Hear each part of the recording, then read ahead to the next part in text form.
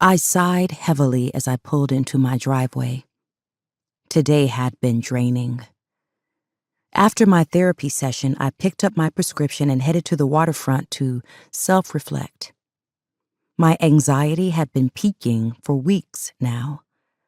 The feeling of impending doom washed over me, and it had yet to leave. I thought some time by the water would mellow me out because it was my favorite place.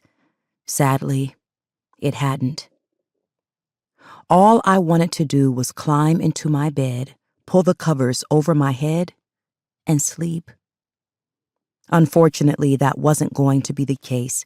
I still needed to cook dinner even though I was not motivated. Part of me just wanted to order takeout and call it a day. However, that would only start an argument with my husband, and I had no energy to argue today. Raymond's annoyance at me seemed to spike whenever I came home from a therapy session.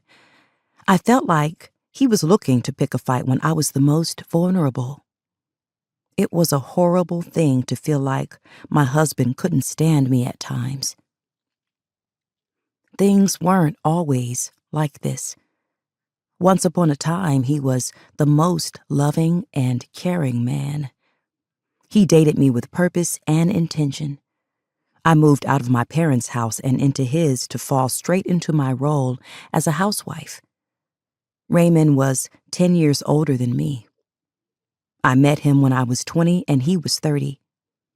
My parents hadn't been a fan of our age difference. In their mind, a 30-year-old had nothing in common with a 20-year-old. I didn't care. He wasn't anything like the guys my age. He moved differently. He showed me different, and that made me want him more. He knew what he wanted: to flourish in his career as a cardiothoracic surgeon and have a beautiful family. I was fine with that. I could handle being a wife and mother. I'd watched my mother do it my entire life. My father took care of the bills, and she took care of the home. That was easy enough. Until it wasn't. Now I was barely hanging on by a thread. Reluctantly, I grabbed my things and stepped out of the car. As I made my way up the driveway, I noticed a pile of suitcases on the front lawn.